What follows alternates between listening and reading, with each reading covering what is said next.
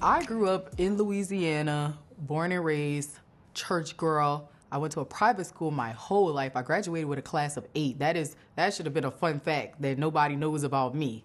Okay, graduated with a class of 8, so I was really just a small town girl, and thinking about doing music was a super big idea for me and for anybody else in my hometown, which I think is why they're super proud of me today. I started singing when I was 7 years old and kind of had a dream. My mom really supported it. She put me in competitions and put me in singing lessons, and we started traveling across the world just competing, and I was winning. I was winning the competitions, period. But it was such a journey for me. I started auditioning for things when I was 11 years old. I ended up on The Voice at 16 and made it all the way to the finals there. So I've had a long journey of this, and I'm really grateful to still be able to do what I've always loved doing. So I was on The Voice when I was 16 years old. I was on Team Pharrell. So that was a crazy experience for me. I loved everything about the show. I feel like I really was prepared for it because I told you I've been doing competition since I was a kid. So I got there and I look back and I'm like shocked. Like, I can't believe I handled that so well. But that was definitely a highlight of my life and of my career. It's like the first time I was introduced to the world. I think whenever I got signed to my first label, it was a highlight for me. Releasing Won't He Do It and watching Won't He Do It make history and go #1 and being nominated for a Grammy. All of those things were like, finally, like I knew I had something, you know, because you be doubting yourself sometimes. But I'm really grateful to just look back at the journey as a whole and see it all come together. So yeah, I didn't always know that I wanted to do gospel music. I loved God. I had a very close relationship with him from a very young age, and I knew he gave me the gift, but I didn't sound like a traditional gospel artist. And I also grew up loving Aretha Franklin, Mary J. Blige. I liked Carrie Underwood. Like, my music taste was very eclectic, and it sounded nothing like what was coming out of church at the time or what I heard on the radio at the time from gospel singers. So no, I never thought that I could do it. I was like really intimidated by it whenever it really, like, God had my path laid out. It chose me. The path kind of unfolded for itself. I was really nervous because I was like, I can't do it. I can't run like y'all can run, because they be singing down. I could sing, but I'm not churchy. So no, I didn't know. The advice that I would give to someone who might be looking to step into a lane, whatever it may be, whatever occupation, genre, and you're not the typical standard, would be to be 100% bold and confident about what it is that you do. You can only be yourself. You know, we're not about pleasing people. We're about fulfilling our purpose. And I think the biggest thing is, if God has done it for you, if you know that this is a gift that he's giving you, and if he's mapping it out, it's not anything that you're going to have to worry about. You're going to get criticized.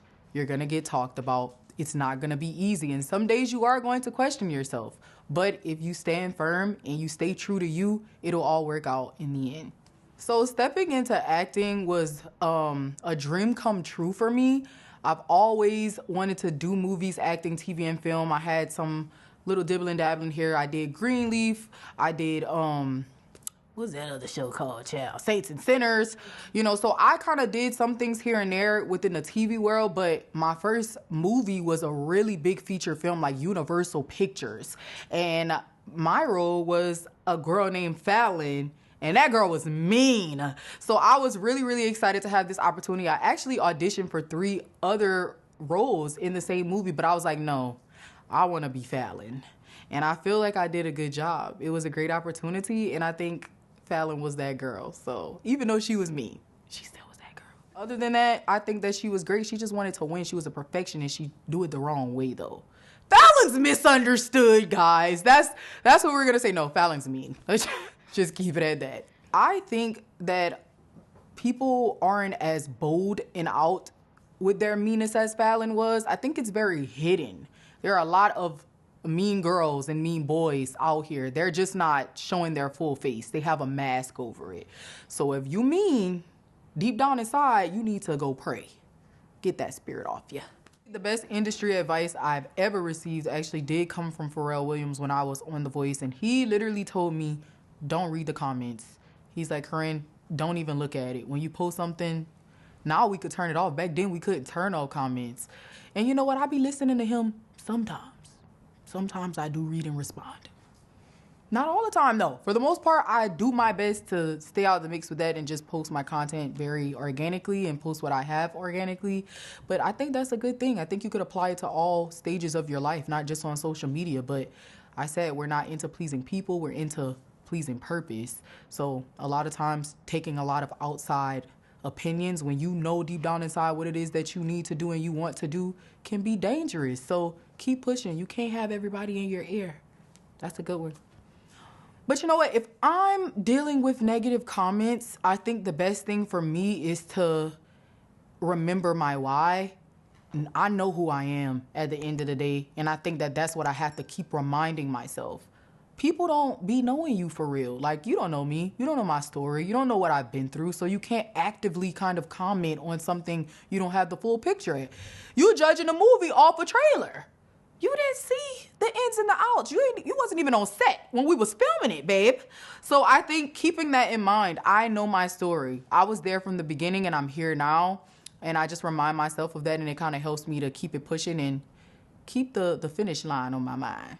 My word I can't say moment, y'all know what I'm talking about, is definitely gonna have to be, I think as a Christian, people really think that your life is supposed to be put together. They think that it's perfect, that you don't go through things. Even though lots of gospel songs are about people coming through their trials and tribulations, when you're going through certain things, they don't want to see it. People don't want to see you in a bad moment. They don't want to see you make a mistake.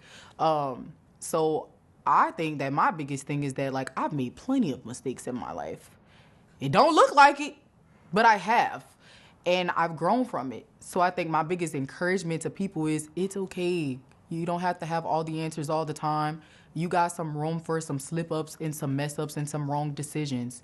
You can always make it right, and you can make it better. You can turn your life around regardless of what you've done. You know what? If I could leave something with you guys, it would be my favorite scripture.